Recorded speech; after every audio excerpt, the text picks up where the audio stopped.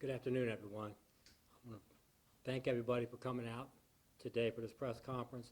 I'm Suffolk Police Chief Danny Buie, and I'm here today to talk to you about the shooting incident that occurred last night on Thursday, September 12th. Before I get started, first I want to say that our hearts and our thoughts go out to our victims and our families involved in this senseless act of violence. And please know that the Suffolk Police Department will do everything in its power to hold the people that are responsible for this incident accountable for their actions. At no time will the Suffolk Police Department tolerate violence and gun violence.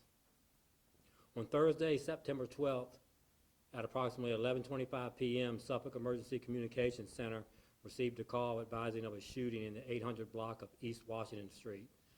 During the same time period, our dispatch center received numerous calls for shots fired in that same area. Upon officers' arrival on scene, the officers located multiple gunshot victims beside the business in the 800 block of East Washington Street. Suffolk Fire and Rescue responded to the scene and provided advanced life support and treatment. Unfortunately, one adult male who was later identified as 37-year-old William Goodman Jr. was pronounced deceased at the scene. Another adult male who has been identified as 30-year-old DeMonte Tillery later succumbed to his injuries at a local hospital. 3 other individuals, 2 adult males and 1 adult female, were transported to local hospitals. Their injuries are considered serious but not life-threatening. At this time, we do not have any suspect information to share, and that's why having this press conference is so important. Suffolk has always prided itself on having a great working relationship with our community. You know, we've partnered together. We've always had great approval ratings, and our community has always looked out for its police department as its police department looks out for our community. At this time, we need our community. We are asking for anybody who has any information of what occurred yesterday evening or yesterday night to come forward and to assist us and help us. We constantly say how well we partner with our community, and I want to put this out there. If I don't put anything else out there today, is that we desperately need our community's help today to help us find the offenders in this offense. There are several ways to report a tip: through our crime line at 1-800-LOCK-YOU-UP, by calling the Suffolk Police Department, texting a tip to our P3 tip app, or through Facebook Messenger. No tip is too small when it comes to holding those at fault responsible for their actions. So I'll say it again, please, please, please, to our community, if you have anything that you think may help us, even if you think it's something very small, please make a phone call, and that may be the tip that gives us the information that we need to solve this case. I'm going to take a few questions today, but I can't emphasize this enough that this is a very active and ongoing investigation. There are many details that I'm not going to be able to share with you. So please don't get offended when I say I can't answer that question. Okay? There's a reason for it, and we don't want to jeopardize our investigation by answering things that we should not answer.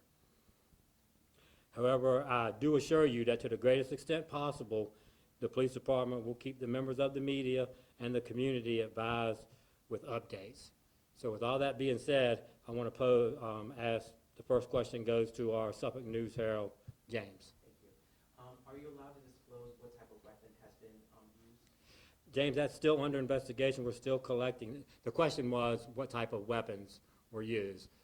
We're still collecting evidence and analyzing shell casings that were found on the scene. So once that part is done, we'll be able to say what type of weapon and were there different types of weapons. Chief, real quick before we go forward, can you spell the names of the 2 victims for us, first and last name? Yes, let me get back here. All right, William Goodman Jr., WILLIAMGOODMANJR, and DeMonte Tillery, DEMONTETILLERY.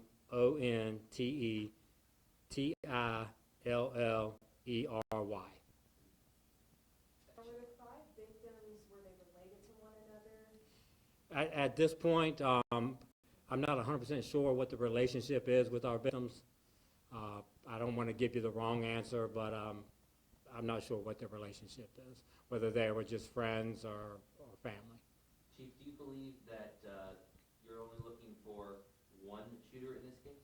At this point, with the evidence being analyzed and collected, still we're not 100% sure whether there's 1, 2, or 3 shooters in this event. And, Our evidence will tell us that as we collect it. and are you ruling out any of those either deceased or in the hospital as possible suspects? At this point, we are conducting our investigation, and we won't have those answers until our investigation is completed. Do you know how many shell casings were found at the scene? At this point, I don't want to give you a wrong answer once again, but there were numerous shell casings recovered at the scene. Do you know the business that this all happened beside? Was that business in any way involved in this, or did this just happen to be like coincidental that this all took place there at that business? And once again, our investigation will lead us there to see why the people that were on scene, why they were on scene. I've seen some pictures going around on social media of a pickup truck that appears to have been hit by the gunfire last night. Can you guys talk about that? Well, we had, at the scene last night, I know there were several vehicles struck by gunfire. Do you know where those vehicles, did they belong to anyone, any of the 2 deceased victims or the people who are in the hospital? At this point, we're still investigating that, and we'll have those answers once the investigation is completed. But did the police department tow at least one vehicle for evidence? So, at least one vehicle was confiscated and towed for evidence, yes. Can you say why, still, what evidence? Just to continue to collect evidence. Is there, I mean, I guess this is part of your appeal to the community, but I'm not too familiar with Suffolk's camera network. I know you have traffic cameras that the city of Suffolk owns. Do you have any other cameras that possibly picked up on any of this that you know?